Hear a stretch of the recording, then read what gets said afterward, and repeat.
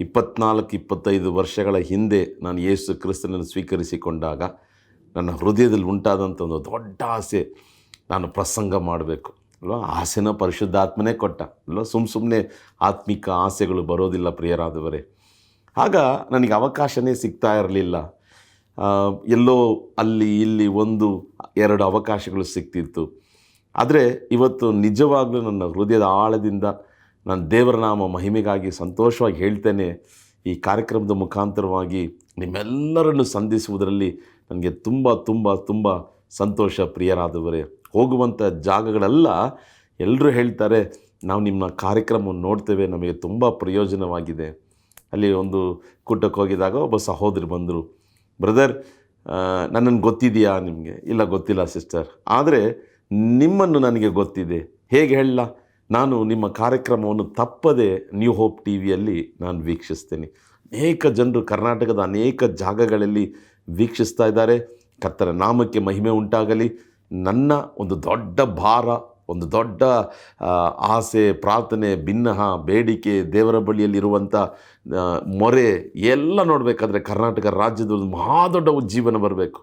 ಭಾರತ ದೇಶವು ಯೇಸುಗೆ ಸ್ವಂತವಾಗಬೇಕು. ಲೋಕದಲ್ಲಿರುವಂಥ ಎಲ್ಲ ಜನರು ಯೇಸು ಕ್ರಿಸ್ತನ ಬರೋಣಕ್ಕೆ ಮುಂಚಿತವಾಗಿ ದೇವರಿಗೆ ಸ್ವಂತವಾಗಬೇಕು. ಪರಲೋಕ ರಾಜ್ಯವು ಭರ್ತಿಯಾಗಬೇಕು, ನರಕವು ಖಾಲಿಯಾಗಬೇಕು. ಆಮೇಲೆ ಸರಿ, ಇವತ್ತಿನ ನಾವು ಸಂದೇಶದಲ್ಲಿ ನಾವು ಪ್ರವೇಶಿಸೋಣ. ಈ ಕಾಲಗಳಲ್ಲಿ ನೋಡಬೇಕಾದ್ರೆ ಲೆಂಟನ್ ಡೇಸ್ ಅಂತ ಕರೀತಾರೆ. ಒಂದು 40 ದಿನಗಳು ಶಿಲುಬೆಯ ಬಗ್ಗೆ ಧ್ಯಾನ, ಶಿಲುಬೆಯ ಕೂಟಗಳು, ಸಭೆಗಳಲ್ಲಿ ಶಿಲುಬೆಯ ಬಗ್ಗೆ ಹಾಡುಗಳು, ಶಿಲುಬೆಯಲ್ಲಿ ನುಡಿದಂಥ ಆ 7 ಮಾತುಗಳ ಬಗ್ಗೆ ಧ್ಯಾನ, ಸಂದೇಶಗಳು ಇದೇ ಅನೇಕ ಜಾಗಗಳಲ್ಲಿ ಸಭೆಗಳಲ್ಲಿ ನಡೆಯುವುದನ್ನು ನಾವು ನೋಡ್ತಿರ್ತೇವೆ.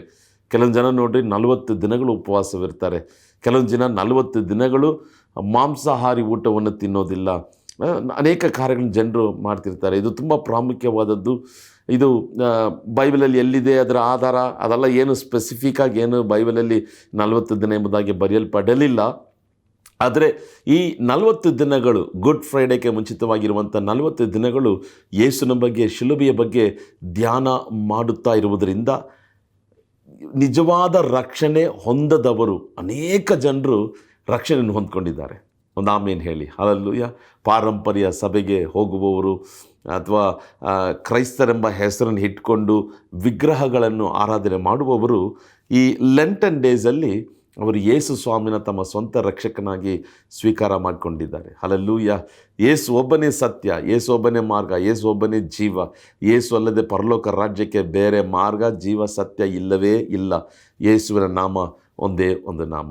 ಇವತ್ತು ಕೂಡ ಯೇಸು ಕ್ರಿಸ್ತನು ಶಿಲುಬೆಗೆ ಹೋಗುವುದಕ್ಕೆ ಮುಂಚಿತವಾಗಿ ಗೆತ್ಸಮನೆ ಎಂಬ ತೋಟದಲ್ಲಿ ಏನು ನಡೆಯಿತು ಅದನ್ನು ನಾವು ಸಂಕ್ಷಿಪ್ತವಾಗಿ ನಾವು ಧ್ಯಾನ ಮಾಡಲಿದ್ದೇವೆ. ಅದರಿಂದ ಒಂದು 3 ಅಂಶಗಳನ್ನು ನಾವು ನೋಡಲಿದ್ದೇವೆ. ಗೆತ್ಸಮನೆ ತೋಟ, ಗೆತ್ಸಮನೆ ತೋಟ. 2 ತೋಟಗಳು ಬೈಬಲಲ್ಲಿ ಪ್ರಾಮುಖ್ಯ ಪ್ರಿಯರಾದವರೇ. ಒಂದು ಏದೇನ್ ತೋಟ, ಮನುಷ್ಯನನ್ನು ದೇವರು ಸೃಷ್ಟಿಸಿದ. ಎರಡನೇದಾಗಿ ಏದೇನ್ ಅಥವಾ ಗೆತ್ಸಮನೆ ತೋಟ, ಯೇಸು ಕ್ರಿಸ್ತನು ಭಾರವುಳ್ಳವನಾಗಿ ಪ್ರಾರ್ಥನೆ ಮಾಡಿದ. ಆತನ ಬೆವರುಗಳು ರಕ್ತದ ದೊಡ್ಡ ಹನಿಗಳಂತೆ ಕೆಳಗೆ ಬಿದ್ದವು. ಅದಾದ ನಂತರ ಆತನನ್ನು ಹಿಡ್ಕೊಂಡು ಹೋದರು, ಮಹಾಯಾಜಕರ ಮುಂದೆ ನಿಲ್ಲಿಸಿದರು, ಪಿಲಾತನ ಮುಂದೆ ನಿಲ್ಲಿಸಿದರು, ಹೇರೋದನ ಮುಂದೆ ನಿಲ್ಲಿಸಿದರು. ಆತನನ್ನು ಹೊಡೆದರು, ಜಜ್ಜಿದ್ರು, ಮುಳ್ಕಿರೀಟ, ಬಟ್ಟೆಗಳನ್ನು ಬಿಚ್ಚಿದ್ರು, ಶಿಲುಬೆಯನ್ನು ಕೊಟ್ಟರು. ಶರೀರವೆಲ್ಲ ಗಾಯ, ಕೈಗಳಲ್ಲಿ ಮೊಳೆಗಳು, ಕಾಲುಗಳಲ್ಲಿ ಮೊಳೆಗಳು. ಕಡೆಯದಾಗಿ ತನ್ನ ಹನಿ ರಕ್ತವನ್ನು ಕೂಡ ಯೇಸು ಕ್ರಿಸ್ತನು ಸುರಿಸಿದ. ಪಕ್ಕೆಯಿಂದ ಚುಚ್ಚಿದ್ರು. ಆತನು ಶಿಲುಬೆಯಲ್ಲಿ ತನ್ನ ಪ್ರಾಣವನ್ನು ಒಪ್ಪಿಸಿಕೊಟ್ಟ, ಹೂಣಿಡಲ್ಪಟ್ಟ, 3ನೇ ದಿನ ಜೀವದಿಂದ ಎದ್ದ. ಇವತ್ತು ಕೂಡ ಯೇಸು ಕ್ರಿಸ್ತನು ಜೀವ ಉಳ್ಳ ದೇವರಾಗಿದ್ದಾನೆ. ಆಮೇಲೆ ಅನೇಕ ಜನರು ಕೇಳೋ ಇದು ಸಾಮಾನ್ಯವಾದಂಥ ಒಂದು ಪ್ರಶ್ನೆ, ಯೇಸು ದೇವರಾಗಿದ್ದರೆ ಯಾಕ್ರಿ ಆತನ ಸಾಯಬೇಕು? ಆಮೇಲೆ ನಿಮಗೆ ಸತ್ಯ ಗೊತ್ತಿಲ್ಲ ಪ್ರಿಯರಾದವರೇ. ಯೇಸು ಕ್ರಿಸ್ತನು ಸತ್ತಿದ್ದು ನಿಮ್ಮನ್ನು ನನ್ನನ್ನು ವಿಮೋಚಿಸುವುದಕ್ಕಾಗಿ. ಆತನು ಶಿಲುಬೆಗೆ ಹೋಗಿದ್ದು ನಿಮ್ಮನ್ನು ನನ್ನನ್ನು ವಿಮೋಚಿಸುವುದಕ್ಕಾಗಿ. ರಕ್ತಧಾರ ಇಲ್ಲದೆ ಪಾಪ ಕ್ಷಮಾಪಣೆ ಇಲ್ಲ. ಪರಿಶುದ್ಧ ರಕ್ತ ಸುರಿಯಲ್ಪಡಬೇಕು. ಆ ಪರಿಶುದ್ಧ ರಕ್ತವನ್ನು ಸುರಿಸಿ ಆತನು ನಿಮಗಾಗಿ, ನನಗಾಗಿ ತನ್ನ ಪ್ರಾಣವನ್ನೇ ಕೊಟ್ಟ. ಆದರೆ ಸತ್ತನು, ಹೂಣಿಡಲ್ಪಟ್ಟನು, ಮೂರನೇ ದಿನ ಜೀವದಿಂದ ಎದ್ದ, ಇವತ್ತು ಜೀವವುಳ್ಳ ದೇವರಾಗಿದ್ದಾನೆ. ಸೊ ಇವತ್ತು ಕೂಡ ನಮ್ಮ ಧ್ಯಾನಕ್ಕಾಗಿ ಮತ್ತಾಯ ಬರೆದ ಸುವಾರ್ತೆ ಅದರ 26ನೇ ಅಧ್ಯಾಯ 36ರಿಂದ 46 ತನಕ ವಾಕ್ಯಗಳು. ಇದನ್ನು ಒಂದು ವೇಳೆ ನೀವು ಮನೆಯಲ್ಲಿ ಓದಿಕೊಳ್ಳ್ರಿ.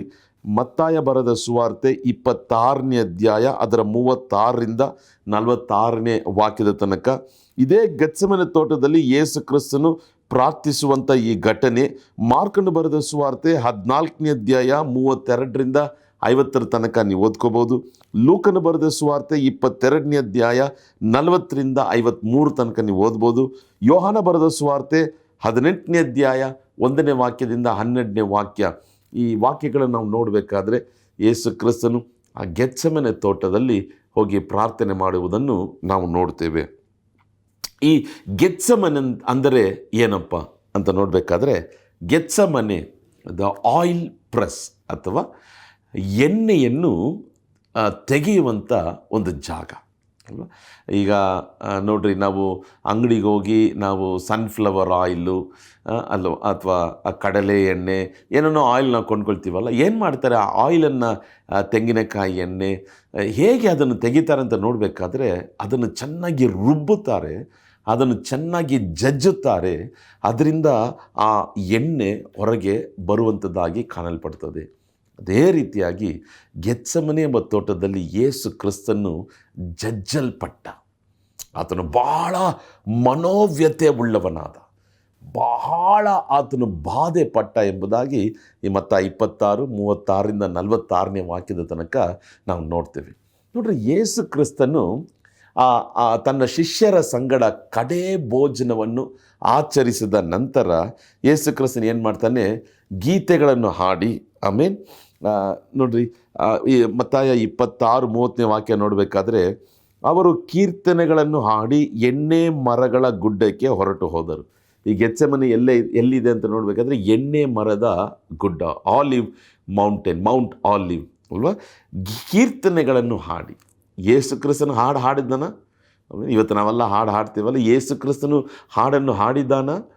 ಈ ವಾಕ್ಯ ನಮಗೆ ಒಂದು ಉದಾಹರಣೆಗೆ ಹೇಳ್ತಿದೆ ನೋಡ್ರಿ. ಯೇಸು ಕ್ರಿಸ್ತನು ತನ್ನ ಶಿಷ್ಯರ ಸಂಗಡ ಕೀರ್ತನೆಗಳನ್ನು ಹಾಡಿ, ಯಾವ ಕೀರ್ತನೆ ಹಾಡಿರ್ಬೋದು? ಸತ್ಯವೇದದ ಪರಿಣತರು ಈ ರೀತಿಯಾಗಿ ಹೇಳ್ತಾರೆ, ಕೀರ್ತನೆಗಳು 113ರಿಂದ 118ನೇ ಕೀರ್ತನೆ ತನಕ ಅವರು ಹಾಡಿರ್ಬೋದು ಹಾಡುಗಳನ್ನು ಎಂಬುದಾಗಿ. ಹಾಡುಗಳನ್ನು ಹಾಡಿದ ನಂತರ ತಾನು ರೂಢಿಯಾಗಿ ತನ್ನ ಶಿಷ್ಯರೊಟ್ಟಿಗೆ ಹೋಗುವಂಥ ಒಂದು ಜಾಗ ಗೆತ್ಸೆಮನೆ. ಯಾಕೆ ಅಲ್ಲಿ ಹೋಗ್ತಾರೆ ಯೇಸು ಕ್ರಿಸ್ತನು? ಪ್ರಾರ್ಥನೆ ಮಾಡುವುದಕ್ಕಾಗಿ. ರೂಢಿಯಾಗಿ ಪದ್ಧತಿಯ ಪ್ರಕಾರ ಎಲ್ಲಾದರೂ ಒಂದು ಜಾಗಕ್ಕೆ ಹೋಗಿ ಪ್ರಾರ್ಥನೆ ಮಾಡುವುದು ಉಂಟಾ? ಆಮೇಲೆ ಆ ಥರ ಅಭ್ಯಾಸ ಇಲ್ಲ ಅಂದರೆ ನಾವು ಕೂಡ ಯೇಸು ಕ್ರಿಸ್ತನು ಆಗಾಗ ಹೋಗಿ ಗೆತ್ಸೆಮನೆ ತೋಟದಲ್ಲಿ ತನ್ನ ಶಿಷ್ಯರೊಟ್ಟಿಗೆ ಪ್ರಾರ್ಥನೆ ಮಾಡಿದ ಹಾಗೆ ನಾವು ಕೂಡ ಒಂದು ಅಭ್ಯಾಸವನ್ನು ಮಾಡಿಕೊಳ್ಳೋಣ. ಆಗಾಗ ನಾವೇನು ಮಾಡೋಣ, ಒಂದು ಸ್ಥಳದಲ್ಲಿ ಕೂಡಿ ಬಂದು ದೇಶಕ್ಕಾಗಿ, ರಾಜ್ಯಕ್ಕಾಗಿ, ನಮ್ಮ ಬೆಂಗಳೂರು ಪಟ್ಟಣಕ್ಕಾಗಿ, ಕರ್ನಾಟಕ ರಾಜ್ಯದಲ್ಲಿರುವಂಥ 31 ಜಿಲ್ಲೆಗಳಿಗಾಗಿ ನಾವು ಪ್ರಾರ್ಥನೆ ಮಾಡುವಾಗ ನಿಜವಾಗಲೂ ದೇವರು ಮಹತ್ ಕಾರ್ಯಗಳನ್ನು ಆತನು ಮಾಡುವಂಥ ದೇವರಾಗಿದ್ದಾನೆ. ಯೇಸು ಕ್ರಿಸ್ತನು ಏನು ಮಾಡ್ತಾನೆ, ಆತನ ಸಂಗಡ ಇದ್ದಿದ್ದು 11 ಶಿಷ್ಯರು. ಆ ಯೂದನು ಏನು ಮಾಡ್ತಾನೆ, ತೋರಿಸಿಕೊಡುವುದಕ್ಕಾಗಿ ಓಡೋಗ್ಬಿಡ್ತಾನೆ ಅಲ್ವಾ. ಈಗ ಯೇಸು ಕ್ರಿಸ್ತನೊಟ್ಟಿಗೆ 11 ಶಿಷ್ಯರು, ಆದರೆ ಯೇಸು ಕ್ರಿಸ್ತನು 3 ಶಿಷ್ಯರನ್ನು ತನ್ನ ಬಳಿಗೆ ಕರೆದುಕೊಂಡು ಹೋದ. ಪೇತ್ರ, ಯೋಹಾನ, ಯಾಕೋಬನು. ಆಮೇಲೆ ನೋಡ್ರಿ, ಉಳಿದ 8 ಶಿಷ್ಯರು ದೂರ ಇದ್ದಾರೆ. 3 ಶಿಷ್ಯರು ಪೇತ್ರ, ಯೋಹಾನ, ಯಾಕೋಬ, ಇನ್ನೊಂದು ಸರ್ಕಲ್ ಇನ್ನೂ ಸ್ವಲ್ಪ ಹತ್ತಿರಕ್ಕೆ ಬರ್ತಾರೆ. ಯೇಸು ಕ್ರಿಸ್ತನು ಅವರನ್ನು ನೋಡಿ ಹೇಳ್ತಾನೆ, ಇಲ್ಲೇ ನೀವು ಎಚ್ಚರವಾಗಿರ್ರಿ, ನಾನು ಹೋಗಿ ಪ್ರಾರ್ಥನೆ ಮಾಡ್ತೇನೆ. ಆಗ ಕಲ್ಲೆಸೆಯುವಷ್ಟು ದೂರ ಯೇಸು ಕ್ರಿಸ್ತನು ಹೋಗಿ ಅಲ್ಲಿ ವಾಕ್ಯ ಹೇಳ್ತದೆ, ಬೋರ್ಲ ಬಿದ್ದು ಪ್ರಾರ್ಥಿಸಿದ. ಹೇಗೆ ಪ್ರಾರ್ಥಿಸಿದ? ಬೋರ್ಲ ಬಿದ್ದು ಪ್ರಾರ್ಥಿಸಿದ. ನೋಡ್ರಿ, ಒಂದು ತೋಟ ಅಂತ ಬಂದಾಗ ಕಲ್ಲುಗಳಿರ್ಬೋದು, ಮುಳ್ಳುಗಳಿರ್ಬೋದು, ಗಿಡಗಳಿರ್ಬೋದು, ಬಳ್ಳಿಗಳಿರ್ಬೋದು, ಕ್ರಿಮಿಗಳಿರ್ಬೋದು, ಕೀಟಗಳಿರ್ಬೋದು. ಅದು ರಾತ್ರಿಯ ವೇಳೆ ಅಲ್ವಾ, ಹಗಲಿನ ವೇಳೆನೂ ಅಲ್ಲ. ಆದರೆ ಯೇಸು ಕ್ರಿಸ್ತನು ಹೇಗೆ ಪ್ರಾರ್ಥಿಸ್ತಾನೆ? ಬೋರ್ಲ ಬಿದ್ದು ಆತನು ಪ್ರಾರ್ಥನೆ ಮಾಡ್ತಾನೆ. ಈಗ ಸ್ವಲ್ಪ ನಾವು ಊಹೆ ಮಾಡಿ ನೋಡೋಣ. ಗೆತ್ಸೆಮನೆ ತೋಟದ ಒಂದು ಕಡೆ ಯೇಸು ಕ್ರಿಸ್ತನು ಬೋರ್ಲ ಬಿದ್ದು ತಂದೆಯ ಬಳಿಯಲ್ಲಿ ಪ್ರಾರ್ಥನೆ ಮಾಡ್ತಿರ್ತಾನೆ. ಸ್ವಲ್ಪ ಕಲ್ಲೆಸುವಷ್ಟು ದೂರದಲ್ಲಿ ಪೇತ್ರನು, ಯೋಹಾನನು, ಯಾಕೋಬನು ಅಲ್ಲಿ ಅವರಿದ್ದಾರೆ. ಇನ್ನೂ ಸ್ವಲ್ಪ ದೂರದಲ್ಲಿ ಅವರ ಶಿಷ್ಯರು ಇರುವುದನ್ನು ನಾವು ನೋಡ್ತೇವೆ. ಈಗ ಯೇಸು ಕ್ರಿಸ್ತನು ಅಲ್ಲಿ ತಂದೆ ಬಳಿಗೆ ಹೋಗಿ ಒಂದು ಪ್ರಾರ್ಥನೆ ಮಾಡ್ತಾನೆ. ತಂದೆಯೇ, ಸಾಧ್ಯವಾದರೆ ಈ ಪಾತ್ರೆಯನ್ನು ನೀಗುವಂತೆ ಮಾಡು, ಆದರೂ ಕೂಡ ನನ್ನ ಚಿತ್ತದಂತೆ ಅಲ್ಲ ನಿನ್ನ ಚಿತ್ತದಂತಾಗಲಿ ಎಂಬುದಾಗಿ ಹೇಳಿ ಪ್ರಾರ್ಥನೆ ಮಾಡಿ ಎದ್ದು ತನ್ನ 3 ಶಿಷ್ಯರಿದ್ದಂಥ ಜಾಗಕ್ಕೆ ಬಂದಾಗ 3 ಜನರು ಎಚ್ಚರವಾಗಿಯೂ ಇರಲಿಲ್ಲ, ಪ್ರಾರ್ಥನೆ ಮಾಡುತ್ತಲೂ ಇರಲಿಲ್ಲ, ದುಃಖಿಸುತ್ತನೂ ಇರಲಿಲ್ಲ, ಕಣ್ಬಿಟ್ಟು ಯೇಸು ಕ್ರಿಸ್ತನು ಏನು ಮಾಡ್ತಿದ್ದಾನಂತೂ ನೋಡ್ತಿರಲಿಲ್ಲ. ಅವರು ಗಾಢ ನಿದ್ರೆಯಲ್ಲಿ ನಿದ್ರಿಸುತ್ತಿದ್ದರು. ಯೇಸು ಕ್ರಿಸ್ತನಿಗೆ ತುಂಬ ಬೇಸರ.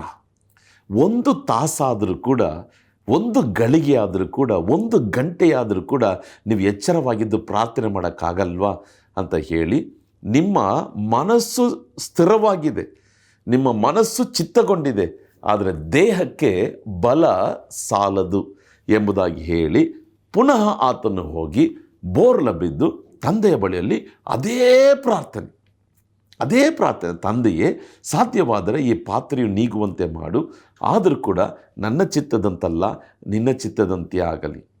ಪ್ರಾರ್ಥನೆ ಮಾಡಿ ಪುನಃ ಬಂದಾಗ ಶಿಷ್ಯರ ಕಣ್ಣುಗಳು ಗಾಢ ನಿದ್ರೆಯಿಂದ ತುಂಬಲ್ಪಟ್ಟಿತ್ತು. ನೋಡಿದ್ರೆ ಕೆಲವರು ಟಿ ವಿ ನೋಡಬೇಕಾದ್ರೆ ಕಣ್ಣೆಲ್ಲ ತೆರೆದು ನೋಡ್ತಿರ್ತಾರೆ ಅಲ್ವಾ, ಮೊಬೈಲ್ ನೋಡಬೇಕಾದ್ರೆ ಕಣ್ಣೆಲ್ಲ ತೆರೆದು ನೋಡ್ತಿರ್ತಾರೆ. ಆದರೆ ಪ್ರಾರ್ಥನೆ ಅಂತ ಬಂದಿದ್ದ ತಕ್ಷಣ ನಿದ್ದೆ ಬಂದ್ಬಿಡುತ್ತೆ. ಕೆಲವರಿಗೆ ಸಂದೇಶ ಅಂತ ಹೇಳಿದ ತಕ್ಷಣ ನಿದ್ರೆ ಬಂದ್ಬಿಡುತ್ತೆ ಅಲ್ವಾ. ಇಲ್ಲ, ನಮಗೆ ದೇಹಕ್ಕೆ ಬಲ ಸಾಲದು, ಅದಕ್ಕೆ ಉಪವಾಸ ಇರಬೇಕು. ಉಪವಾಸವಿದ್ದು ದೇಹವನ್ನು ಜಜ್ಜಿ, ಈ ದೇಹವನ್ನು ರುಬ್ಬಿ, ಆಮೇಲೆ ಈ ದೇಹವನ್ನು ಕಟ್ಟುನಿಟ್ಟಾಗಿಟ್ಕೊಂಡು ಕಟ್ಟುಪಡಿಸಿ, ದೇವರೇ ನನ್ನ ಮನಸ್ಸು ಮಾತ್ರವಲ್ಲ ನನ್ನ ದೇಹ ಕೂಡ ಇದಕ್ಕೆ ಸಹಕರಿಸುವಂತೆ ನಾನು ಎಚ್ಚರವಾಗಿದ್ದು ಪ್ರಾರ್ಥಿಸಲು ನನಗೆ ಕೃಪೆ ಅನುಗ್ರಹಿಸು ಸ್ವಾಮಿ. ಹೊಟ್ಟೆ ತುಂಬ ತಿಂದರೆ ನಿದ್ದೆ ಬಾರದೆ ಬೇರೆ ಏನು ಬರುತ್ತೆ ಪ್ರಿಯರಾದವರೇ.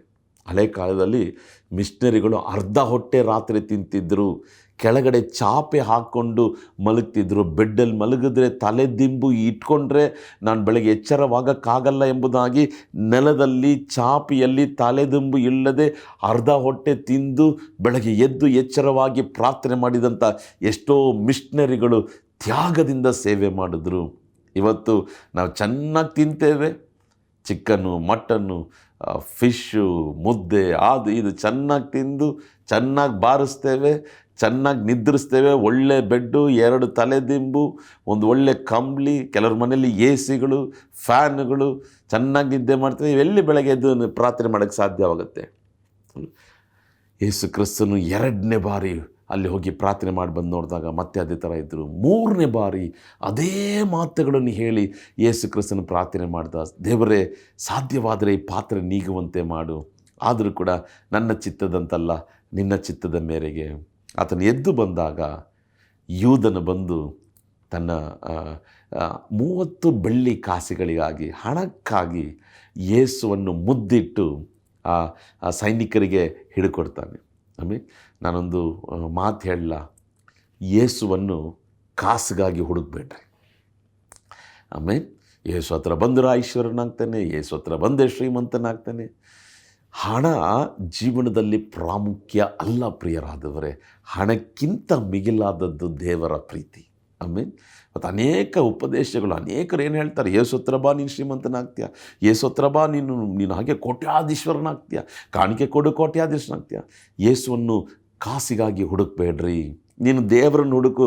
ಈ ಕಾಸು ಹಣ ಎಲ್ಲ ದೇವರು ತಾನಾಗಿ ಕೊಡುವಂಥ ದೇವರಾಗಿದ್ದಾನೆ. 2ನೇದಾಗಿ, ಯೇಸುವಿಗೆ ಕಾಸುಗೋಸ್ಕರ ಸೇವೆ ಮಾಡಬೇಡ. ಹಲ್ಲೆಲೂಯಾ. ಹಣಕ್ಕಾಗಿ ಸೇವೆ ಮಾಡಬೇಡ.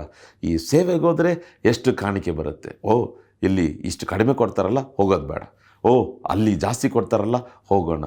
ಇಲ್ಲ ಇಲ್ಲ ಇಲ್ಲ, ಬರೀ ಶ್ರೀಮಂತರ ಮನೆಗೆ ಮಾತ್ರ ಸೇವೆ ಹೋಗ್ತಾ ಇದೆಯಾ? Question mark. ಆಮೇಲೆ ಬರೀ ದೊಡ್ಡ ದೊಡ್ಡ ಸಭೆಗಳಿಗೆ ಮಾತ್ರ ಸೇವೆಗೆ ಹೋಗ್ತಿದೆಯಾ? Question mark. ಆಮೇಲೆ ಯೇಸುವನ್ನು ಕಾಸಿಗಾಗಿ ಹುಡುಕಬೇಡ, ಯೇಸುವಿನ ಸೇವೆಯನ್ನು ಕಾಸಿಗಾಗಿ ಮಾಡಬೇಡ. ಅದಕ್ಕಿಂತ ಮೇಲಾದದ್ದು ಯೂದನು ಬರೀ ಆಫ್ಟರ್ ಆಲ್ ಹಣಕ್ಕಾಗಿ ಯೇಸುವನ್ನು ತೋರಿಸ್ಕೊಟ್ಟ. ಸೊ ಈ ಗೆತ್ಸೆಮನೆ ತೋಟ ಅದನ್ನು ನೋಡಬೇಕಾದ್ರೆ ಭಾಳ ಮುಖ್ಯವಾದದ್ದು ಪ್ರಿಯರಾದವರು. ಈ ಮಾರ್ಕ, ಯೋಹಾನ ಮತ್ತು ಲೂಕನ ಪತ್ರಿಕೆಯಲ್ಲಿ ನೋಡಬೇಕಾದ್ರೆ ಯೇಸು ಕ್ರಿಸ್ತನ ಪ್ರಾರ್ಥನೆ ಈ ಥರ ಮನೋವ್ಯತೆ ಉಳ್ಳವನಾಗಿ ಆತನು ಪ್ರಾರ್ಥನೆ ಮಾಡ್ತಿರ್ಬೇಕಾದ್ರೆ ಬೆವರು ಬರುವಂಥ ದ್ವಾರಗಳಿದೆಯಲ್ಲ ನೋಡಿರಿ, ನಮ್ಮ ಸ್ಕಿನ್ಗಳೆಲ್ಲ ತೂತುಗಳಿದೆ ಅಲ್ವಾ, ಅದರಿಂದನೇ ಏನು ಬರುತ್ತೆ, ಬೆವರು ಬರ್ತದೆ ಅಲ್ವಾ, ಆ ದ್ವಾರಗಳಿದೆ. ಆ ಯೇಸು ಕ್ರಿಸ್ತನ ಮನೋವ್ಯತೆ ಎಷ್ಟು ಅತ್ಯಧಿಕವಾಯ್ತಂತ ನೋಡಬೇಕಾದ್ರೆ ಆ ಬೆವರಿನಲ್ಲಿ, ಬೆವರು ಬರುವಂಥ ದ್ವಾರಗಳಲ್ಲಿ ರಕ್ತದ ನಾಳಗಳು ಸಿಡಿದು ರಕ್ತದ ದೊಡ್ಡ ಹನಿಗಳು ಕೆಳಗೆ ಬಿತ್ತಂತೆ. ಅದು ಮಾತ್ರವಲ್ಲ, ಅನೇಕ ಜನರು ತಿಳ್ಕೊಳ್ತಾರೆ ಯೇಸು ಕ್ರಿಸ್ತನು ಶಿಲುಬೆಯಲ್ಲಿ ರಕ್ತ ಸುರಿಸಿದ, ಆತನ ಜಾಟಿಯಿಂದ ಹೊಡಿಬೇಕಾದ್ರೆ ರಕ್ತ ಬಂತು, ಮುಳ್ಕ್ರೀಟ ಹಾಕಬೇಕಾದ್ರೆ ರಕ್ತ ಬಂತು, ಗಡ್ಡವನ್ನು ಎಳಿಬೇಕಾದ್ರೆ ರಕ್ತ ಬಂತು. ಇಲ್ಲ, ಯಾರು ಹೊಡೆಯೋದಕ್ಕೆ ಮುಂಚಿತವಾಗಿ ಆತನು ಪ್ರಥಮವಾಗಿ ರಕ್ತ ಸುರಿಸಿದಂಥ ಜಾಗ ಗೆತ್ಸೆಮನೆ ತೋಟ.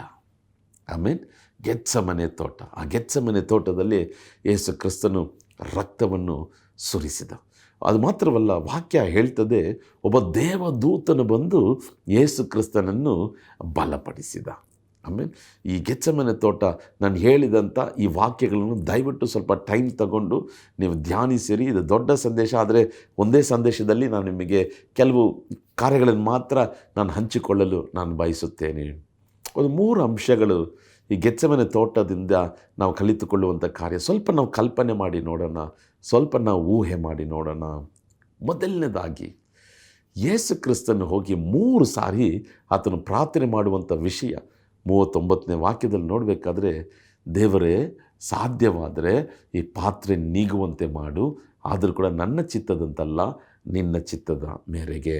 ಯೇಸು ಕ್ರಿಸ್ತನು ಹೇಳ್ತಿದ್ದಾನೆ, ಸಾಧ್ಯವಾದರೆ ನಾಳೆ ನಾನು ಶಿಲುಬೆಗೆ ಹೋಗೋಕ್ಕೆ ನನಗೆ ಅನುಮತಿ ಕೊಡಬೇಡ, ಶಿಲ್ಬಗೆ ಹೋಗೋಕ್ಕೆ ನನಗೆ ಇಷ್ಟ ಇಲ್ಲ, ಸಾಧ್ಯವಾದರೆ ಇದನ್ನು ಸ್ಟಾಪ್ ಮಾಡಿಬಿಡು, ಸಾಧ್ಯವಾದರೆ ಇದನ್ನು ನಿಲ್ಲಿಸ್ಬಿಡು, ಸಾಧ್ಯವಾದರೆ ಈ ಕಹಿಯಾದ ಪಾತ್ರೆ ನಾನು ಕುಡಿಯೋದು ಬೇಡ.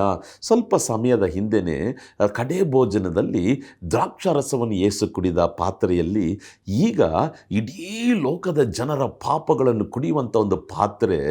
ಯೇಸು ಸ್ವಾಮಿ ಹೇಳ್ತಾನೆ, ನಾನು ಹೋಗೋಕ್ಕೆ ಇಷ್ಟ ಇಲ್ಲ. 3 ಸಾರಿ ಯೇಸು ಕ್ರಿಸ್ತನು ಪ್ರಾರ್ಥನೆ ಮಾಡ್ತಾನೆ. ಇದರಲ್ಲಿ ನಾವು ಕಲ್ತ್ಕೊಳ್ಳುವಂಥ ಭಾಳ ಮುಖ್ಯವಾದಂಥ ಕಾರ್ಯ ಏನು ಗೊತ್ತಾ ಪ್ರಿಯರಾದವರೇ, ದೇವರ ಪ್ರಸನ್ನತೆಯನ್ನು ತಡೆ ಮಾಡುವಂಥ ಕಾರ್ಯವು ನಿಮ್ಮನ್ನು ನನ್ನನ್ನು ಹೆಚ್ಚಾಗಿ ಬಾಧಿಸಬೇಕು, ಹೆಚ್ಚಾಗಿ ಕಷ್ಟಪಡಬೇಕು. ಆಮೇನ್. ಅಯ್ಯೋ, ಇದನ್ನು ಮಾಡಿದ್ರೆ ನಾನು ದೇವರ ಪ್ರಸನ್ನತೆ ಕಳ್ಕೊಳ್ತೇನೆ, ಇಲ್ಲಿ ನಾನು ಹೋದರೆ ದೇವರ ಪ್ರಸನ್ನತೆ ಕಳ್ಕೊಳ್ತೇನೆ, ಈ ಮಾತಾಡಿದ್ರೆ ನಾನು ದೇವರ ಪ್ರಸನ್ನತೆ ಕಳ್ಕೊಳ್ತೇನೆ, ಇದನ್ನು ನಾನು ಯೋಚನೆ ಮಾಡಿದ್ರೆ I will lose the presence of God, if I speak I will lose the presence of God, if I go there I will lose the presence of God, if I do this I will lose the presence of God. ಆ ಬಾಧೆ ನಮ್ಮಲ್ಲಿ ಕಾಣಲ್ಪಡಬೇಕು. ಯೇಸು ಕ್ರಿಸ್ತನು ಯಾಕೆ ಪ್ರಾರ್ಥನೆ ಮಾಡ್ತಾನಂತ ನೋಡಬೇಕಾದ್ರೆ, ನಾಳೆಯ ದಿನ 3 ತಾಸುಗಳು ಕಾರ್ಗತ್ತಲೆ ಉಂಟಾಗ್ತದೆ, ಇಡೀ ಲೋಕದ ಪಾಪಗಳು ಯೇಸು ಕ್ರಿಸ್ತನ ಮೇಲೆ ಇಡಲ್ಪಡುತ್ತದೆ. ಆಗ ತಂದೆಯ ಮುಖವು ಮರೆಯಾಗ್ತದೆ, ಯೇಸುವಿಗೆ ದೇವರ ಪ್ರಸನ್ನತೆಯನ್ನು ಅನುಭವಿಸೋಕ್ಕಾಗೋದಿಲ್ಲ. ಆದ್ದರಿಂದಲೇ 3 ಸಾರಿ ದೇವರ ಬಳಿಯಲ್ಲಿ ಯೇಸು ಸ್ವಾಮಿ ಕೇಳ್ತಾನೆ, ದೇವರೇ ಸಾಧ್ಯವಾದರೆ ಇದನ್ನು ತೆಗೆದು ಬಿಡಪ್ಪ, ಸಾಧ್ಯವಾದರೆ ಇದು ಪಾತ್ರೆ ನಾನು ಕುಡಿಯೋಕ್ಕೆ ಇಷ್ಟಪಡಲ್ಲಪ್ಪ, ಆದರೂ ನನ್ನ ಚಿತ್ತದಂತಲ್ಲ ನಿನ್ನ ಚಿತ್ತದಂತಾಗಲಿ. ಇವತ್ತು ಪ್ರಿಯರಾದವರೇ, ದೇವರ ಪ್ರಸನ್ನತೆಯನ್ನು ತಡೆ ಮಾಡುವಂಥ ವಿಷಯವು ನಮ್ಮನ್ನು ಚುಚ್ಚುತ್ತಾ ಇದೆಯಾ ಅಥವಾ ಧಾರಾಳವಾಗಿ ನಾವು ಅದನ್ನು ಮಾಡ್ತಿದ್ದೇವಾ? ದೇವರ ಪ್ರಸನ್ನತೆಯನ್ನು ತಡೆ ಮಾಡುವಂಥ ಕಾರ್ಯಗಳು ನಮ್ಮ ಹೃದಯದಲ್ಲಿ ಒಂದು ಭಯವನ್ನು ಕೊಂಡು ಬರ್ತಾ ಇದೆಯಾ ಅಥವಾ ಧಾರಾಳವಾಗಿ ನಾವು ಅದನ್ನು ಮಾಡ್ತಿದ್ದೇವಾ? ಆಮೇನ್, ಹಲ್ಲೆಲೂಯಾ. ಎಷ್ಟು ಜನರಿಗೆ ಅರ್ಥ ಆಗ್ತಾ ಇದೆ ಈ ವಾಕ್ಯ? ಆಮೇನ್. ಯೇಸು ಕ್ರಿಸ್ತನಿಗೆ ಭಾಳ ಪ್ರಾಮುಖ್ಯವಾದದ್ದು ದೇವರ ಪ್ರಸನ್ನತೆ. ಹಲ್ಲೆಲೂಯಾ. ದೇವರ ಪ್ರಸನ್ನತೆಗಿಂತ ಮಿಗಿಲಾದದ್ದು, ದೇವರ ಪ್ರಸನ್ನತೆಗಿಂತ ದೊಡ್ಡದಾದದ್ದು, ದೇವರ ಪ್ರಸನ್ನತೆಗಿಂತ ಶ್ರೇಷ್ಠವಾದದ್ದು ಈ ಲೋಕದಲ್ಲಿ ಯಾವುದು ಇಲ್ಲ ಎಂಬ ಪರಿಜ್ಞಾನವು, ಎಂಬ ಪ್ರಾಮುಖ್ಯತೆಯು ಯೇಸು ಕ್ರಿಸ್ತನಿಗೆ ಇದ್ದಿದ್ದರಿಂದ ಆತನನ್ನು ಹೆಚ್ಚಾಗಿ ಬಾಧಿಸಿತು. ನಾಳೆ ಶಿಲುಬೆಗೆ ಹೋದರೆ ತಂದೆಯ ಸ್ವರ ಕೇಳೋಕ್ಕಾಗಲ್ಲ, ತಂದೆಯ ಮುಖ ನೋಡೋಕ್ಕಾಗಲ್ಲ, ತಂದೆಯ ಪ್ರಸನ್ನ ಸ್ಪರ್ಶಿಸೋಕ್ಕಾಗಲ್ಲ, ತಂದೆಯ ಮಹಿಮೆ ನೋಡೋಕ್ಕಾಗಲ್ಲ. ಬಾಧಿಸಿತು. ಆದ್ದರಿಂದ ಬೋರ್ಲ ಬಿದ್ದ. ನನ್ನನ್ನು ಯಾಕೆ ಎಲ್ಲ ಬಿಟ್ಟು ಹೋಗ್ತಾರೆ, ಅದಕ್ಕಾಗಿ ಆತನು ಕಷ್ಟಪಡಲಿಲ್ಲ. ನನ್ನನ್ನು ಯಾಕೆ ಶಿಷ್ಯರೆಲ್ಲ ನನ್ನ ತೋರಿಸ್ಕೊಡ್ತಾರೆ, ನನ್ನ ಜೊತೆಯಲ್ಲಿದ್ದವನು, ಅದಕ್ಕಾಗಿ ಕಷ್ಟಪಡಲಿಲ್ಲ. ನನಗೆ ಯಾಕೆ ಈ ಥರ ಪಾಡುಗಳನ್ನ ಅನುಭವಿಸಿದೆ, ಅದಕ್ಕಾಗಿ ಕಷ್ಟಪಡಲಿಲ್ಲ. ದೇವರೇ, ನಿನ್ನ ಪ್ರಸನ್ನತೆ ನನಗೆ ತಡೆ ಆಗ್ತಿದೆಯಲ್ಲ ಸ್ವಾಮಿ. ಸಹೋದರ, ನೀನು ಆ ಸ್ತ್ರೀ ಹತ್ರ ಮಾತಾಡಬೇಕಾದ್ರೆ ದೇವರ ಪ್ರಸನ್ನತೆ ತಡೆ ಆಗ್ತದೆ ಎಂಬ ಭಯವು ನಿನಗಿದೆಯಾ? ಸಹೋದರಿ, ನೀನು ಒಂದು ಟಿ ವಿಯಲ್ಲಿ ಬರುವಂಥ ಕಾರ್ಯಕ್ರಮ, ನಿನ್ನ ಯೂಟ್ಯೂಬಲ್ಲಿ ಬರುವಂಥ ಕಾರ್ಯಕ್ರಮ, ಇನ್ಸ್ಟಾಗ್ರಾಮು ಫೇಸ್ಬುಕ್ಕಲ್ಲೋ ಬರುವಂಥ ಕಾರ್ಯಕ್ರಮ, ಅದನ್ನು ನೋಡೋದ್ರ ಮುಖಾಂತರವಾಗಿ ದೇವರ ಪ್ರಸನ್ನತೆ ತಡೆ ಆಗ್ತದೆ ಎಂಬ ನಡುಕವು, ಭಯವು ನಮ್ಮಲ್ಲಿ ಕಾಣಲ್ಪಡ್ತಿದೆಯಾ? ಯುವಕನೇ, ಅನೇಕ ಯುವಕರ ಜೊತೆಯಲ್ಲಿ ಸೇರಿಕೊಂಡು ನೀನು ಹೋಗಬಾರ್ದಂಥ ಜಾಗಗಳಿಗೆ ಹೋಗಿ ದೇವರ ಪ್ರಸನ್ನತೆಯನ್ನು ಕಳೆದುಕೊಳ್ತಿದೆಯಲ್ಲ, ಇದು ನಿನ್ನನ್ನು ಬಾಧಿಸ್ತಾ ಇದೆಯಾ? ನಮ್ಮನ್ನು ಹೆಚ್ಚಾಗಿ ಬಾಧಿಸುವಂಥ ವಿಷಯ, ದೇವರೇ ನಿನ್ನ ಪ್ರಸನ್ನತೆಯನ್ನು ತಡೆ ಮಾಡುವಂಥ ಕಾರ್ಯ ನನಗೆ ಬೇಡ ಸ್ವಾಮಿ. ಅದು ಮಾಡೋದು ಬೇಡ, ನೋಡೋದು ಬೇಡ, ಮುಟ್ಟೋದು ಬೇಡ ದೇವರ, ಅದನ್ನು ಸ್ಪರ್ಶಿಸೋದು ಬೇಡ, ಗ್ರಹಿಸೋದು ಬೇಡ, ಆ ಕಾರ್ಯಗಳೇ ನನಗೆ ಬೇಡ ಸ್ವಾಮಿ. ಆ ಬಾಧೆಯು ನಮ್ಮಲ್ಲಿ ಕಾಣಲ್ಪಡಬೇಕು. ಆಮೇಲೆ ಹೇಳ್ತೀರಾ? ಇವತ್ತು ಅನೇಕ ಜನರು ಧಾರಾಳವಾಗಿ ಹೇರಾಳವಾಗಿ ಸುಳ್ಳು ಹೇಳ್ತೇವೆ. ಆಮೇಲೆ ಧಾರಾಳವಾಗಿ ನೋಡಿ, ಆಫೀಸಲ್ಲಿ ಸುಳ್ಳು, ಮನೆಯಲ್ಲಿ ಸುಳ್ಳು. ಮಕ್ಕಳೇ, ನಿಮ್ಮ ಹೆತ್ತವರ ಬಳಿಯಲ್ಲಿ ಸತ್ಯ ಹೇಳ್ತಿದ್ದೀರಾ, ಸುಳ್ಳು ಹೇಳ್ತಿದ್ದೀರಾ? ವಿಶ್ವಾಸಿಗಳೇ, ನಿಮ್ಮ ಪಾಸ್ಟರ್ ಬಳಿಯಲ್ಲಿ ಸತ್ಯ ಹೇಳ್ತಿದ್ದೀರಾ, ಸುಳ್ಳು ಹೇಳ್ತಿದ್ದೀರಾ? ಸೇವಕರೇ, ನೀವು ಪ್ರಸಂಗ ಮಾಡಬೇಕಾದ್ರೆ ನನ್ನ ಸೇವೆಯಲ್ಲಿ ಅದು ನಡೀತು, ಇದು ನಡೀತು ಅಂತ ಸುಳ್ಳು ಕತೆ ಹೇಳ್ತಿದ್ದೀರಾ, ಅಥವಾ ನಿಜ ನಡೆದದ್ದನ್ನು ಹೇಳ್ತಾ ಇದ್ದೀರಾ? ಸುಳ್ಳು ದೇವರ ಪ್ರಸನ್ನ ತಡೆ ಮಾಡ್ತದೆ. ಕಣ್ಣುಗಳ ಇಚ್ಛೆ ದೇವರ ಪ್ರಸನ್ನ ತಡೆ ಮಾಡ್ತದೆ. ಶರೀರದ ಅಭಿಲಾಷೆ ದೇವರ ಪ್ರಸನ್ನ ತಡೆ ಮಾಡ್ತದೆ. ಬದುಕು ಬಾಳಿನ ಡಂಬ, ಜೀವನದ ಹೆಮ್ಮೆ ದೇವರ ಪ್ರಸನ್ನ ತಡೆ ಮಾಡ್ತದೆ. ದೇವರೇ, ಇವುಗಳಿಂದ ನನ್ನನ್ನು ನೀಗಿಸಿ, ದೇವರೇ ನಿನ್ನ ಪ್ರಸನ್ನತೆಯಿಂದ ಯಾವಾಗಲೂ ತುಂಬಲ್ಪಡುವಂತೆ ನನಗೆ ಕೃಪೆ ಅನುಗ್ರಹಿಸು. ಗೆತ್ಸೆಮನೆ ತೋಟದಲ್ಲಿ ನಾವು ಕಲಿತುಕೊಳ್ಳುವಂಥ ಮೊದಲನೇ ಪಾಠ, ದೇವರ ಪ್ರಸನ್ನತೆ ಮೇಲಿರುವಂಥ ಆಕಾಂಕ್ಷೆ, ಅದರ ಮೇಲಿರುವಂಥ ಭಯ, ನಡುಕ, ಅದು ನನ್ನನ್ನು ಬಿಟ್ಟು ಅಗಲಿ ಹೋಗಲೇಬಾರ್ದು. ಆಮೇಲೆ ಎರಡನೇ ಪಾಠ, ಗೆತ್ಸೆಮನೆ ತೋಟದಿಂದ ಒಂದು ಸಂಕಟ, ಒಂದು ಹಿಂಸೆ, ಒಂದು ಶೋಧನೆ, ಒಂದು ಪರಿಶೋಧನೆ, ಒಂದು ಹೋರಾಟ, ಒಂದು ಉಪದ್ರವ, ಒಂದು ಬೇನೆ, ಒಂದು ಅವಮಾನ, ಒಂದು ನಿಂದನೆ, ಒಂದು ಪರಿಹಾಸ್ಯ, ಇದೆಲ್ಲ ನಮ್ಮ ಜೀವನದಲ್ಲಿ ಬರಬೇಕಾದ್ರೆ ಇದನ್ನು ನಾವು ಹೇಗೆ ಜಯಿಸಬೇಕಂದ್ರೆ ಪ್ರಾರ್ಥನೆಯಲ್ಲಿ. ಆಮೇಲೆ ಯೇಸು ಕ್ರಿಸ್ತನು ತಾನು ಮನೋವ್ಯತೆ ಉಳ್ಳವನಾದ, ಆದರೆ ಆತನ ಶಿಷ್ಯರ ಬಳಿಯಲ್ಲಿ ಹೋಗ್ಬಿಟ್ಟು, ಯಪ್ಪ ನನಗೆ ತಂದೆಯಾದ ದೇವ್ರ ಈ ಥರ ಕೈ ಬಿಟ್ಬಿಟ್ಟಪ್ಪ, ಅಯ್ಯೋ ನನ್ನ ಈ ಥರ ಮಾಡಿಬಿಟ್ನಲ್ಲ, ಪ್ರಾರ್ಥನೆಯಲ್ಲಿ ಕಳೆದ. ಆಮೇಲೆ ಹೇಳ್ತೀರಾ? ಪ್ರಾರ್ಥನೆಯಲ್ಲಿ ಕಳೆದ. ನಿನಗೊಂದು ಹೋರಾಟನ, ನಿನಗೊಂದು ಕಣ್ಣೀರ, ನಿನಗೊಂದು ವೇದನೆನ, ನಿನಗೊಂದು ಅಗತ್ಯನ, ನಿನಗೊಂದು ಹಿಂಸೆ ಮಾರ್ಗದಲ್ಲಿ ನಡೀತಾ ಇದೆಯಾ, ನೀನಿರುವಂಥ ಜಾಗ ದೇವರ ಪ್ರಸನ್ನತೆ, ನೀನು ಮಾಡುವಂಥ ಕಾರ್ಯ ಮೊಣಕಾಲೂರಬೇಕು. ಕಣ್ಗಳನ್ನು ಮುಚ್ಚಿ ಯೆಹೋವ ದೇವರು, ಯೇಸು ಕ್ರಿಸ್ತನ ಪರಿಶುದ್ಧಾತ್ಮ ದೇವರನ್ನು ಹುಡುಕುವಾಗ ದೇವರು ನಿನಗೆ ಬಲಪಡಿಸುವಂಥ ದೇವರಾಗಿದ್ದಾನೆ. ನೀನು ಹೋರಾಡಬೇಕಾದ್ರೆ, ನನ್ನನ್ನು ಸಹಾಯ ಮಾಡೋಕ್ಕೆ ಯಾರೂ ಇಲ್ಲ, ವೇದನೆ ಆಗಿದೆ, ಇಕ್ಕಟ್ಟಿನಲ್ಲಿದ್ದೇನೆ, ಅಗ್ನಿಯಲ್ಲಿ ನಡೀತಾ ಇದ್ದೇನೆ, ನದಿಗಳನ್ನು ದಾಟ್ತಿದ್ದೇನೆ, ಯಾರಿದ್ದಾರೆ ನನಗಾಗಿ? ನೀನಿರುವಂಥ ಜಾಗ ದೇವರ ಪ್ರಸನ್ನತೆ ಮಾಡುವಂಥ ಕಾರ್ಯ ಪ್ರಾರ್ಥನೆ. ಅದನ್ನೇ ಯೇಸು ಕ್ರಿಸ್ತನು ಮಾಡಿದ. ಮನೋವ್ಯತೆ ಉಳ್ಳವನಾದ, ಆದರೆ ಪ್ರಾರ್ಥನೆ ಮಾಡಿದ. ಹಲ್ಲೆಲೂಯಾ. ಸಹೋದರ ಸಹೋದರಿಯೇ, ಪ್ರಾರ್ಥಿಸು. ಮೂರನೇದಾಗಿ, ಕಡೆಯದಾಗಿ, ಈ ಗೆತ್ಸೆಮನೆ ತೋಟದಲ್ಲಿ ನಾವು ಕಲಿತುಕೊಳ್ಳುವಂಥ ಇನ್ನೊಂದು ಕಾರ್ಯ, ಯೇಸು ಕ್ರಿಸ್ತನು ಭಾರವುಳ್ಳವನಾಗಿ ಪ್ರಾರ್ಥಿಸಿದ. ಆಮೇಲೆ ಈ ಭಾರ ನನಗೆ ಕೊಡು ಸ್ವಾಮಿ. ನನ್ನ ಕರ್ನಾಟಕ ರಾಜ್ಯಕ್ಕಾಗಿ, ಭಾರತ ದೇಶಕ್ಕಾಗಿ ಒಡಕಿನಲ್ಲಿ ನಿಂತು ಪ್ರಾರ್ಥಿಸುವುದಕ್ಕೆ ಈ ಭಾರವನ್ನು ನನಗೆ ಕೊಡು ಸ್ವಾಮಿ. ಈ ಗೆತ್ಸೆಮನೆ ತೋಟದಲ್ಲಿ ನೀನು ಹೇಗೆ ಭಾರವುಳ್ಳವನಾಗಿ ಪ್ರಾರ್ಥಿಸಿದೆಯೋ, ಈ ಭಾರವನ್ನು ನನಗೆ ಕೊಡು ಸ್ವಾಮಿ. ಒಂದು ದಿನ ಒಬ್ಬ ಸೇವಕರು ಮೊಣಕಾಲೂರಿ ಪ್ರಾರ್ಥನೆ ಮಾಡ್ತಿರ್ಬೇಕಾದ್ರೆ ಆತನ ಆತ್ಮಿಕ ಕಣ್ಣುಗಳು ತೆರೆಯಲ್ಪಟ್ಟಿತು. ಯೇಸು ಕ್ರಿಸ್ತನ ಮುಂದೆ ಕಾಣಿಸಿಕೊಂಡ ಈ ಸೇವಕನ ಕರಗಳನ್ನು ಹಿಡಿದುಕೊಂಡು, ಆತ್ಮದಲ್ಲಿ ಕರಗಳನ್ನು ಹಿಡ್ಕೊಂಡು, ಬಾ ನಾನು ಇನ್ನೊಂದು ಜಾಗಕ್ಕೆ ಕರ್ಕೊಂಡು ಹೋಗ್ತೇನೆ. ಸೀದಾ ಆತ್ಮದ ಸ್ಪರ್ಶ ಉಂಟಾಗಿ ಗೆತ್ಸೆಮನೆ ತೋಟದಲ್ಲಿ ಪ್ರವೇಶಿಸಿದರು. ಆಗ ಯೇಸು ಕ್ರಿಸ್ತನು ಹೇಳಿದಂತೆ, ನಾನು ಭಾರವುಳ್ಳವನಾಗಿ ಹೇಗೆ ಪ್ರಾರ್ಥಿಸಿದನೋ ಆ ಭಾರವನ್ನು ನಾನು ನಿನ್ನಲ್ಲಿ ಇಡ್ತೇನೆ, ಬಾ ನಾವಿಬ್ಬರು ಸೇರಿ ಪ್ರಾರ್ಥಿಸೋಣ. ಆ ಅನುಭವ ಆ ಸೇವಕರ ಪ್ರಾರ್ಥನಾ ಜೀವಿತವನ್ನೇ ಬದಲಾಯಿಸಿತು. ಆಮೇಲೆ ಕಳೆದ ವಾರ ಮೈಸೂರಿನಲ್ಲಿ ಒಂದು ಕೂಟದಲ್ಲಿ ಇದೇ ಸಂದೇಶವನ್ನು ನಾನು ಪ್ರಸಂಗ ಮಾಡಿದೆ. ಕಡೆಯದಾಗಿ ನಾವು ಪ್ರಾರ್ಥನೆ ಮಾಡಿದ್ವಿ. ಗೆತ್ಸೆಮನೆ ತೋಟದಲ್ಲಿ ಯೇಸು ಕ್ರಿಸ್ತನು ಹೇಗೆ ಭಾರವುಳ್ಳವನಾಗಿ ಪ್ರಾರ್ಥಿಸಿದನು, ಅದೇ ಭಾರವನ್ನು ಇವತ್ತು ನಮ್ಮ ಮೇಲೆ ದೇವರು ಇಡ್ತಿದ್ದಾನೆ. ಸಹೋದರ, 13 ವಯಸ್ಸಿನ ಹುಡುಗ ಅರ್ಧ ತಾಸು ಮುಕ್ಕಾಲು ತಾಸು ಓ ಅಂತ ಅಳಕಾರಂಭಿಸಿದ. ಅನೇಕ ಜನರು ಕಣ್ಣೀರಿನ ಆತ್ಮದಿಂದ ತುಂಬಲ್ಪಟ್ಟರು. ಅನೇಕ ಜನರು ಮೊದಲನೇ ಬಾರಿಗೆ ಈ ಗೆತ್ಸೆಮನೆ ತೋಟದ ಆ ಭಾರದ ಪ್ರಾರ್ಥನಾ ಆತ್ಮವನ್ನು ಹೊಂದಿಕೊಂಡರು. ಇವತ್ತು ನಮ್ಮ ಪ್ರಾರ್ಥನೆಯಲ್ಲಿ ಭಾರ ಇಲ್ಲ, ಕಣ್ಣೀರಿಲ್ಲ. ನೆಹೆಮ್ಯನ ಹಾಗೆ, ಮೋಶೆಯ ಹಾಗೆ ನಾವು ಒಡಕಿನಲ್ಲಿ ನಿಂತು, ಅಬ್ರಹಾಮನ ಹಾಗೆ, ಎಸ್ತರಳ ಹಾಗೆ ಒಡಕಿನಲ್ಲಿ ನಿಂತು ನಾವು ಪ್ರಾರ್ಥಿಸುವುದು. ಹೇಗೆ ಪ್ರಾರ್ಥಿಸಬೇಕು? ಈ ಗೆತ್ಸೆಮನೆ ತೋಟದಲ್ಲಿ ಉಂಟಾದಂಥ ಭಾರ ನಮ್ಮ ಹೃದಯದಲ್ಲಿ, ನಮ್ಮ ಪ್ರಾಣದಲ್ಲಿ, ಆತ್ಮದಲ್ಲಿ, ಶರೀರದಲ್ಲಿ ಇರಬೇಕಾದ್ರೆ ಆ ಪ್ರಾರ್ಥನೆಯೇ ವ್ಯತ್ಯಾಸವಾಗಿ ಮಾರ್ಪಡುತ್ತದೆ. ಅದನ್ನೇ ನಾವು ಕಲ್ತ್ಕೊಳ್ತೇವೆ. ಸುಮ್ಮನೆ ಕಣ್ಗಳನ್ನು ಮುಚ್ಚಿ ಏನೋ ನಾನು ಅಂತ ಮಾಡುವಂಥ ಪ್ರಾರ್ಥನೆ ಅಲ್ಲ. ಗೆತ್ಸೆಮನೆ ತೋಟದಲ್ಲಿ ನೀನು ಹೇಗೆ ಭಾರವುಳ್ಳವನಾಗಿ ಪ್ರಾರ್ಥಿಸಿದೆಯೋ ಆ ಭಾರವನ್ನು ನನ್ನಲ್ಲಿ ಇಡು ಸ್ವಾಮಿ. ನಾನು ಅದೇ ರೀತಿಯಾಗಿ ಪ್ರಾರ್ಥಿಸಬೇಕು. ಆಮೇನ್, ಹಲ್ಲೆಲೂಯಾ. ಕಣ್ಣೀರಿಂದ ತುಂಬಲ್ಪಡಬೇಕು. ನನಗೆ ಈ ಗೆತ್ಸೆಮನೆ ತೋಟದಿಂದ ಈ ಪ್ರಾರ್ಥನಾ ಅನುಭವ ನಮಗೆ ಇರುವುದಾದರೆ ನೋಡಿರಿ, ಶರೀರವೆಲ್ಲ ಆಯಾಸವಾಗ್ತದೆ, ನಮಗೆ ಪ್ರಾಣ ಆತ್ಮ ಶರೀರದಲ್ಲಿ ಟಯರ್ಡ್ ಆಗ್ತದೆ. ಕಾರಣ ನಾವು ಪೂರ್ಣ ಬಲದಿಂದ, ಭಾರದಿಂದ ಪ್ರಾರ್ಥನೆ ಮಾಡಬೇಕಾದ್ರೆ ಈ ಶರೀರಕ್ಕೆ ಆ ಬಲ ಸಾಲದು. ಆದರೆ ಪರಿಶುದ್ಧಾತ್ಮ ನಮ್ಮ ಮುಖಾಂತರವಾಗಿ ಮಾಡುವಂಥ ಪ್ರಾರ್ಥನೆ ದೇಶದಲ್ಲಿ ಮಹಾದೊಡ್ಡ ರಕ್ಷಣೆಯನ್ನು, ಉಜ್ಜೀವನವನ್ನು ಕೊಂಡು ಬರುವಂಥದ್ದಾಗಿ ಕಾಣಲ್ಪಡ್ತದೆ. ಗೆತ್ಸೆಮನೆ ತೋಟ ಬಹಳ ಪ್ರಾಮುಖ್ಯವಾದದ್ದು. ಯೇಸು ಅಲ್ಲಿಯೇ ರಕ್ತವನ್ನು ಸುರಿಸಿದ. 3 ಕಾರ್ಯಗಳನ್ನು ನಾವು ಕಲ್ತ್ಕೊಳ್ತಿದ್ದೇವೆ. ಮೊದಲನೇದಾಗಿ ಏನು? ದೇವರ ಪ್ರಸನ್ನತೆ ಪ್ರಾಮುಖ್ಯವಾದದ್ದು. ಎರಡನೇದಾಗಿ ಎಷ್ಟೇ ಇಕ್ಕಟ್ಟು ಬಂದರೂ ನೀನು ಮಾಡುವಂಥ ಕಾರ್ಯ ಪ್ರಾರ್ಥನೆ. ಮೂರನೇದಾಗಿ ಆ ಪ್ರಾರ್ಥನೆ ಒಡಕಿನಲ್ಲಿ ನಿಂತು ದೇಶಕ್ಕಾಗಿ ಭಾರವುಳ್ಳ ಪ್ರಾರ್ಥನೆಯನ್ನು ನನಗೂ ಕೊಡು ಎಂಬುದಾಗಿ ಕೇಳಬೇಕಾದ್ರೆ ದೇವರು ನಮಗೆ ಕೊಡುವ.